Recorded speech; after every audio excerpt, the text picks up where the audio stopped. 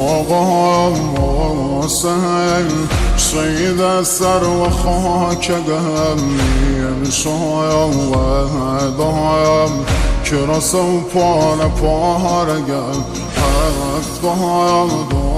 دایم ستاره آسمانیم یارم نلایم